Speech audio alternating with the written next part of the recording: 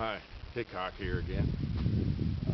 Haven't done anything with the 1911, so I thought I'd drag a couple of them out today and play a little bit. Now, I don't shoot these much, honestly, so don't expect too much, but I thought I would do a little video and talk a little bit about it.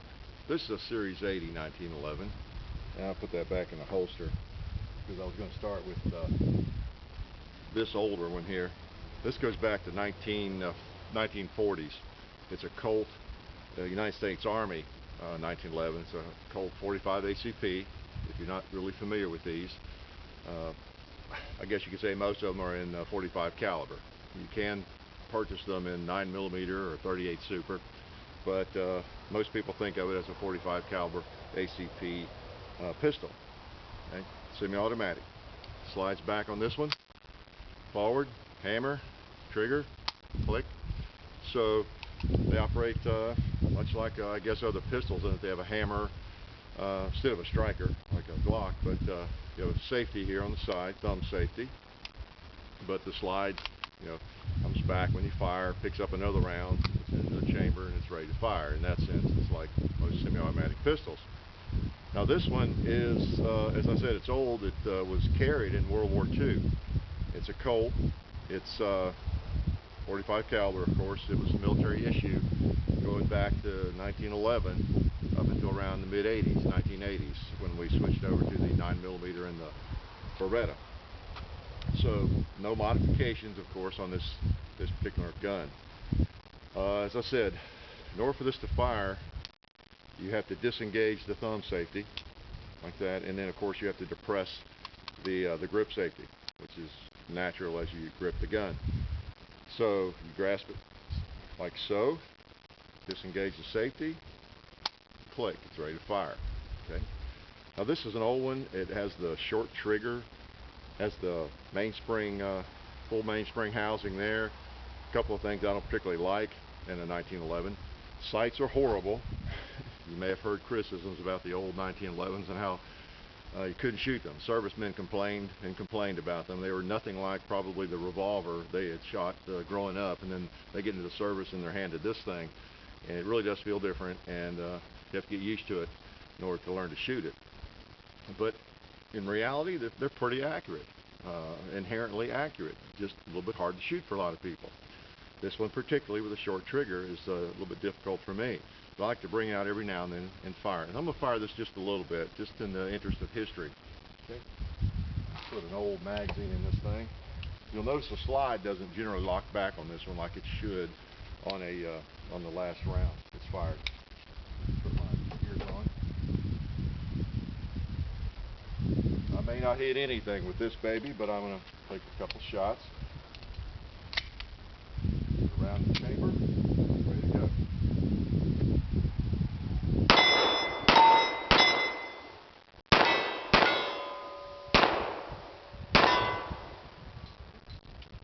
Fun. Let me take a couple more.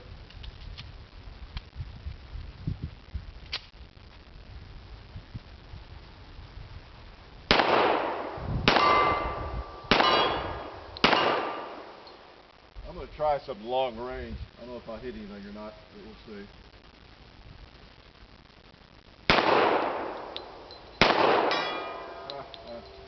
It's not too bad.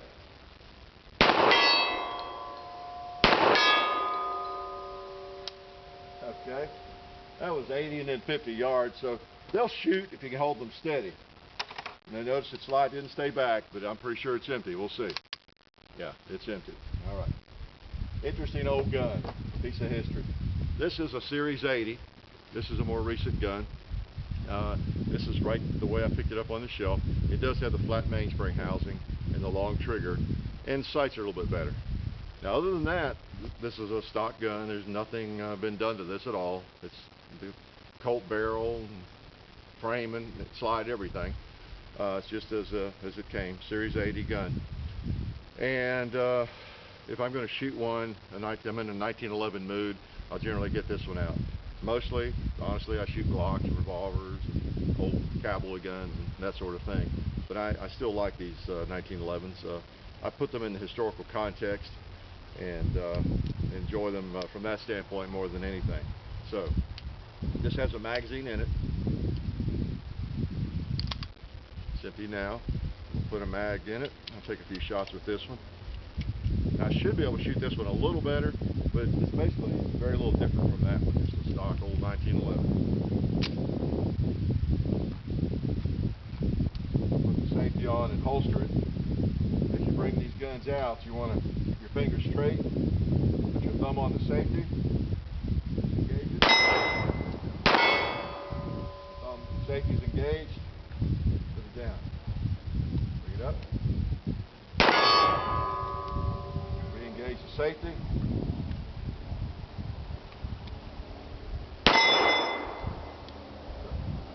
Also, this gun, as I said, it won't fire. Now I'm going to try it. I'm going to disengage the safety. I'm going to see if the trigger will pull. Get a good grip on this gun. It will not fire, even though the safety is off because of the grip safety. That has to be depressed. So you got a couple extra safeties on these guns. Okay, safety's back on.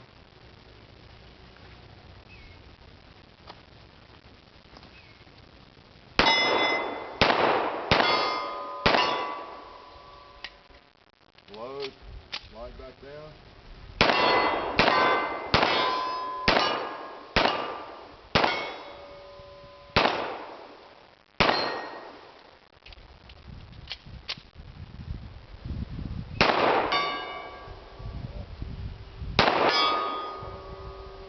See if I can get a turkey.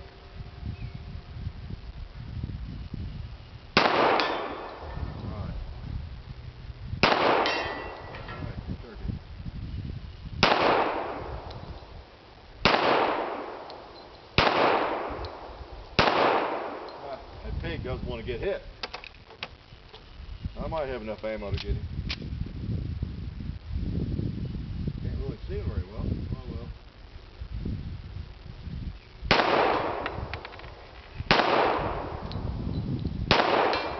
There we go.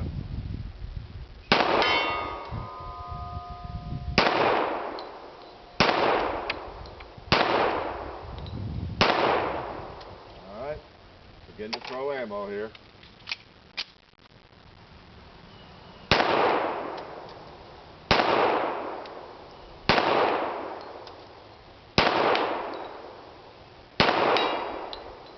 Ah, he doesn't want to fall.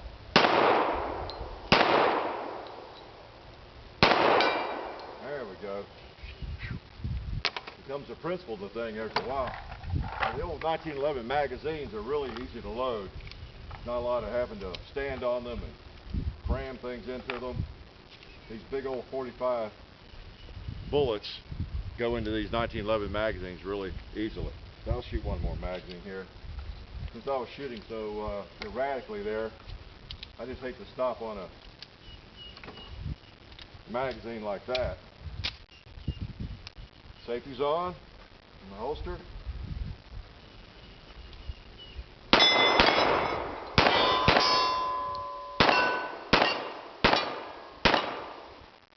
I feel better now. So 1911. Again, these are not all souped up. There's a million things you can put on these. You see the magazines. There must be 1,000 gunsmiths who make their living souping these up for people. Basic configuration, though, they'll do what you need them to do. I'd feel quite comfortable carrying that gun as a self-defense gun without any problem. I prefer a pull and shoot gun like a Glock or a double action revolver where there's no external safeties to have to remember. But fine gun. You can see it's accurate enough.